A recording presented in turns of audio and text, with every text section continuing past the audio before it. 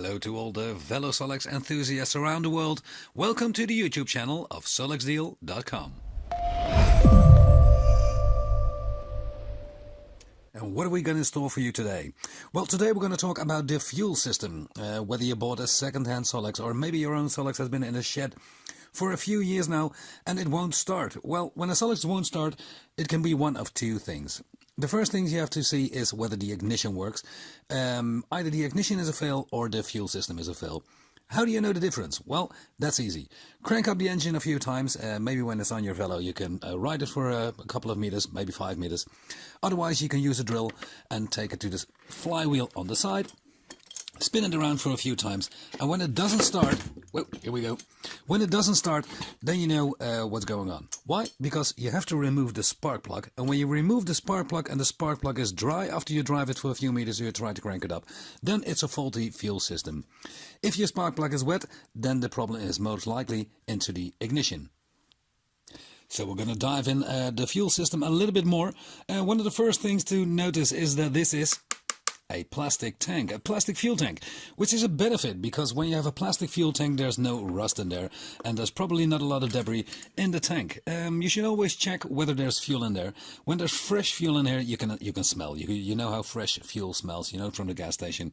But when there's old fuel in here, a little bit of cloudy liquid, a little bit of milky substance, then you should always take it out and put some fresh gas in here. Without fresh gas your Solex won't start, and when you use the milky liquid you can damage all inside parts of your engine. So never use the old liquid.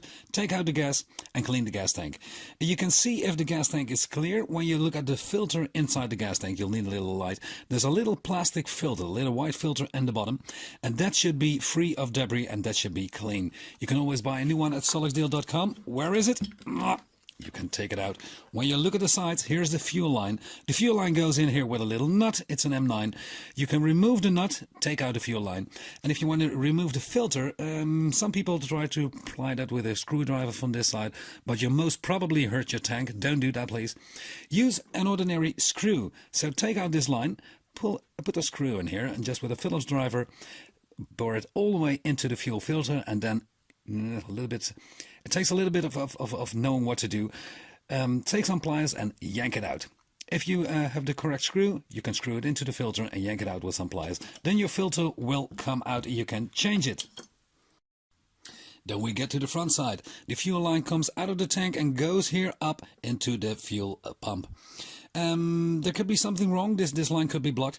You can check it when you unscrew this nut over here. It's a 9 as well. Take out the line and maybe use a little bit of a brake cleaner. You can have a spray can of brake cleaner. You can spray it a little bit and look into the tank whether the cleaner comes out on that side. Some people can use air pressure, like a compressor or something. You can use it, but don't put the nozzle directly onto the fuel line because you'll damage the inside of your tank and maybe damage the filter. So never use compressed air directly with the nozzle against the fuel line. Always blow it a little bit from a distance and you can see the bubbles come out of your fuel tank, and then you know this line is open. That gets us to the fuel pump, and the basic design of the fuel pump has stayed the same for about 50 years, so then you know everything is okay. This is an old fuel pump. You can notice the old fuel pump has got a nut over here with a filter underneath it. But when you really want to know whether it's an old fuel pump or a new one, this thread in here is an M8, and with newer fuel pump, they got different lines.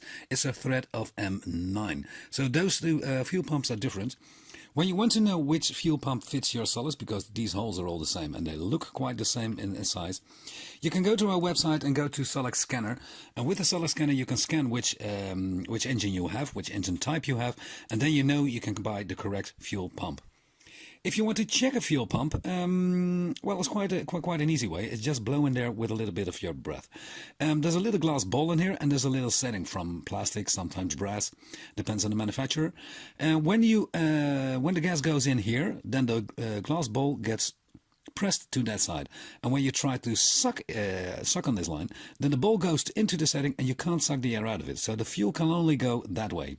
The fuel goes up and tries to escape through that way, because here there's a glass ball and a setting just the other way around. So if you want to test the fuel pump whether it works, yes or no, you have to blow a little bit of air in here, and when you can blow the air but you can't suck it out, then you know the glass ball is fine. I'm going to demonstrate it. Well, this one's okay.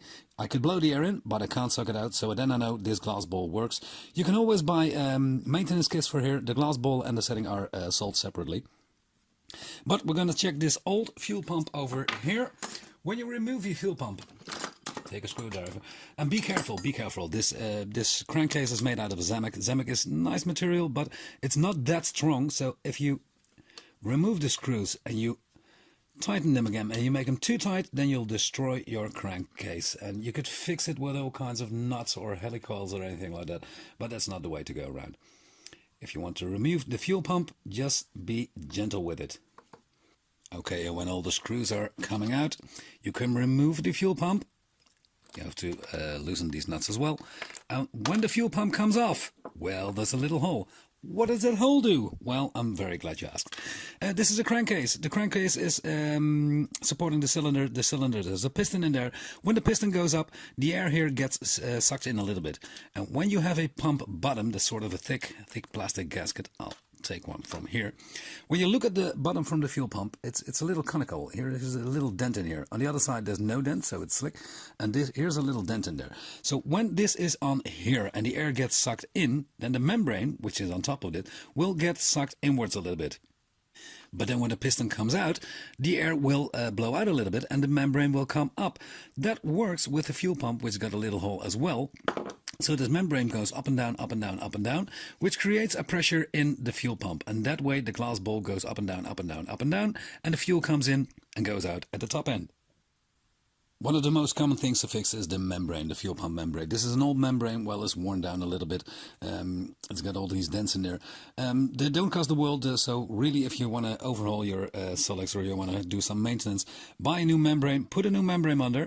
Be careful if you install the pump bottom. It has to be directly into the center. This hole has to be directly there. Install the membrane and then install the fuel pump on top of that. There's one thing you should always do with a new Solex, and well, probably if you run it a lot, you'll have to change this every year. The last thing to check on this fuel pump is the filter in there. This fuel pump hasn't got any filter. This was designed later on when the filters from the tank became much better than the first ones. So on the old ones there is a little filter behind this lid. Unscrew this nut over here. And look at the filter. Well, this one's clean, but when you've been using a lot of gasoline with ethanol, you can always see the debris in here. Then you have to clean it up a little bit. You can take out this plastic filter. Be careful not to break it.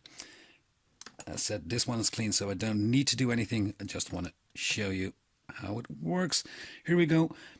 Well, the room in here is quite clean, so we don't need another filter. We don't need to clean it anymore, and we can put it back.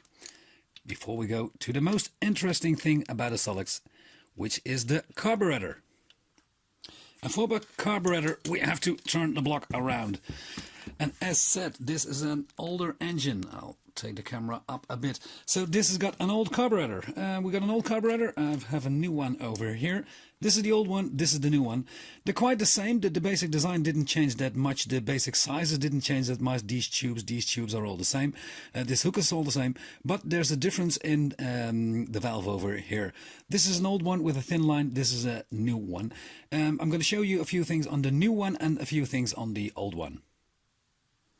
I'll have to remove some parts to show you the next bit. Take off this spring, otherwise it'll be flying around your ears. Take off this, the clevis hook and the cable support. Okay, now we can see. Here's a fuel line. The fuel line goes up here into the carburetor, and when the fuel gets pumped up and there's too much fuel and excessive fuel, the remaining fuel goes back through the hose into the tank. We always use a transparent hose so we can see whether the fuel pump works, yes or no.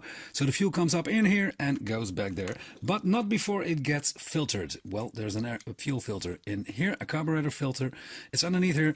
Take out the old one, put in a new one, and then you're going to clean carburetor filter again. But a little bit of the fuel doesn't go up. It goes to the sides here, to the main jet. This main jet is a 28 jet, and 28 means it's 28 cc's a minute. And this is also where it gets interesting, because on top here there's a little screw. This is what we call the air screw, a venturi screw. There's a little hole in there. The hole has to be clear because a lot of the things which happen to a carburetor is gas gets mixed with air, and that gets to the combustion chamber to ignite. The first thing in a Solex carburetor happens over here. So you got a jet. The jet blows a little bit of gasoline into here, which get mixed with this fuel. If you want to start your Solex, you should always put this handle to the side, so a little bit toward 10 o'clock, and then when it's warm it should be in the upright position. When you have to put the handle to this side, then you got a too big of a jet. You should use a smaller jet then. So normally it should be in the 12 o'clock, a little bit before 12 position. But if you're gonna look at your Solex whether it works, yes or no, put in a little screwdriver over here, remove this screw, be gentle because it's a brass one. Remove it and look into the chamber whether it's clean or not. I'm gonna do this. This is a little screw. I'm looking into this. Does it work? Yes, it works. You can look at it. Can we see it on camera? Yes. When I close it to this side, then it's closed. And when I pull it to this side, then it's open again. Closed and open. So this part works. If you want to clean it, put a little bit of compressed air in it or the brake cleaner we used before. You can check whether this is open, yes or no. When you put in brake cleaner over here, it should come out through this hole over there.